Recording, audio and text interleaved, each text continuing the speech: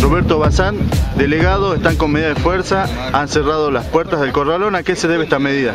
Bueno, porque vamos a una reunión con una conciliación obligatoria, no hay nadie quien nos atienda. Vamos a la reunión con el intendente, no hay nadie quien nos atienda.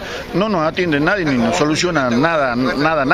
Acá están llenando de maquinarias privadas. Rosa, La Río, se está llenando de plata y nosotros estamos cada vez más pobres. No tenemos nada. El parque automotor ya no funciona.